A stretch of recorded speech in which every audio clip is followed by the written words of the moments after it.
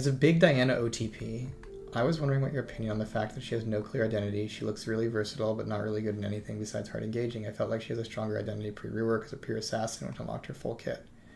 Diana does have a fairly clear identity. She jumps on you and AoEs your team and attempts to burst them down. She's like in a kind of in a bruiser. She's like a diver, a bursty diver that has like a pretty strong like AoE teamfight output. So I would disagree that she has no clear identity. I would say, though, that it's possible that with recent tunings of all the various items over the last couple of years that perhaps Diana is not fitting into the puzzle of the game as much as well as she used to. And so, you know, champions sometimes need maintenance work, and if you're feeling like Diana doesn't have a purpose and she can't jump in and, you know, burst down teams, like maybe she needs some adjustments in some of her scalings. And I don't know the details there. I haven't thought enough about her. But I would argue that that kit, to me, has a fairly straightforward and clear identity, which is like jump on the enemy, pull them in with the ult, ideally if you have a group of them, because then it does more damage, and like, you know, try to burst some people down while surviving. Like I think that's a reasonable identity for her to have.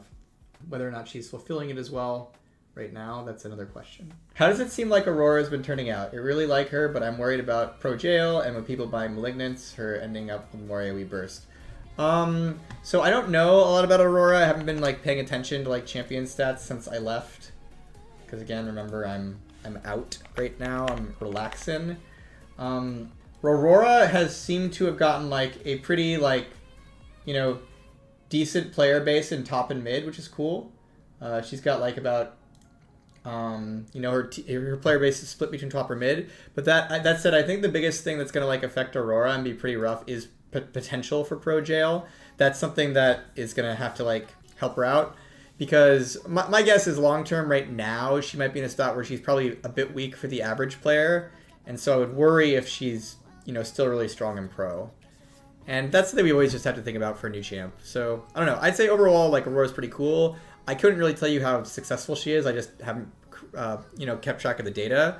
But I would worry that she'd be in a spot where her potential meaning like, hey, here's all these people who love her and play her and have a great time on her, might be limited by how she ends up being balanced for pro. And that's something I think we'd have to be like, keep careful of. What about VIEGO'S concept art? Viego is pretty straightforward with his concept art.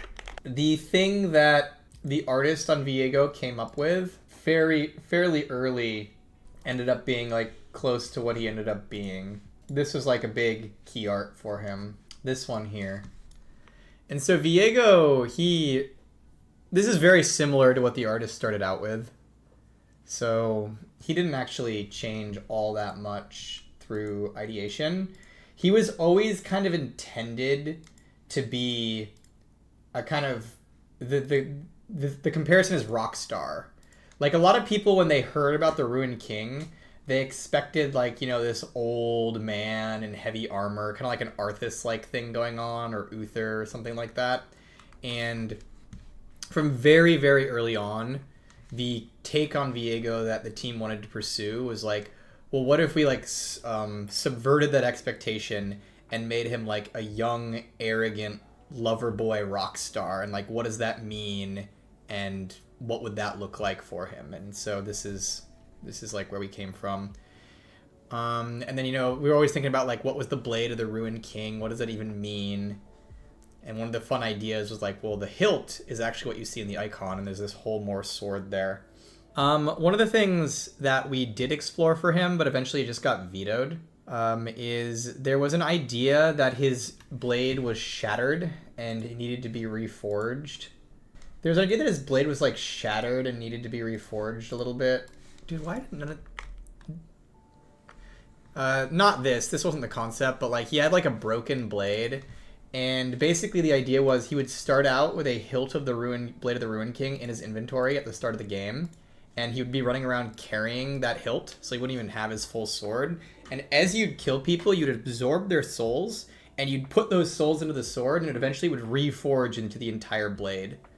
And so you actually, like, instead of having to buy Blade of the Ruined King, you would forge Blade of the Ruined King by playing the game. And I tested that for a while, and it had some potential, but it eventually just got vetoed by the product owner because he was just like, hey, dude, we are not going to make 3 models and 3 sets of run animations for this guy to accommodate all the different swords you want him carrying around. And I was like, yeah, that's reasonable. I want to be clear that like it got vetoed, and I didn't fight back because it wasn't testing that well. If I was like super confident in that passive, I might have like pushed back and be like, no, it's worth it. We gotta do this. But at the time, I was like, yeah, it's not it. I get it. And that's one of the things about game dev that's really important is you got to make cuts. You always got to make cuts. And so one of the questions you're always asking is, if you're doing something complex, is it worth it? So in VIEGO'S case, we did his passive that's transforming. That was worth it. But 3 different swords, probably not worth it. And so sometimes when I tell that story, people will be like, you guys are so lazy. You couldn't give him 3 different swords. And it's like, it was a lot of extra work for what? Not really worth it. And so that's kind of the idea. Is it's important as a dev, and this I think actually is a mark of a senior dev. The more senior you get at game design or game dev in general, the better you'll get at this. You need to know when to cut, and you need to know when that big thing that you're doing that seems cool isn't worth it in terms of all the resources that would have to be put in to make it. And you need to be able to make those decisions. That's really important. Why is Isolde so ungrateful? So one of the things I love about VIEGO'S writing, I think the writer on VIEGO just did an incredible job here, is VIEGO is written as a character that is intended for people in their early 20s to see him as the hero to some degree.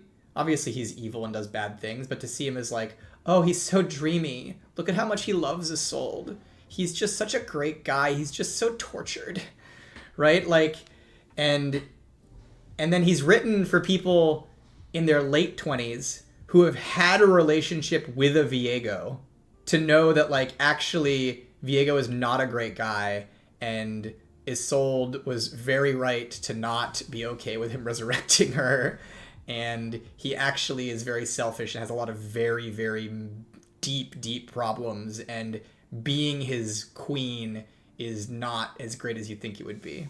And so yeah, I've appreciated that. It's like basically, because what happened for me is I thought he was like a scummy dude, and like I would like talk to the writer about it. I was like, hey dude, I feel like we're making a character that might not appeal to anyone because they're just gonna look at him and be like, he's kind of a scummy dude. Like I don't like him. And then he was like, no dude, don't worry. Everybody who plays League under the in their early 20s or younger is gonna think this guy is the coolest dude ever. And it's only until you have more life experience that you realize that VIEGO types are not great. So yeah, I think it was a pretty good take on his writing there. Give me the exception. Exactly. Yuki, you can fix him. You can fix VIEGO. Just find yourself a VIEGO and you'll fix him. He's there for you. He's your king. You're his queen. Here. What is the quote? She is my world. Yeah. She is my world. When VIEGO said, when Senna said, you'll destroy the world, and VIEGO said, she is my world, that's what I felt. I felt that. My king. He can ruin me. Exactly.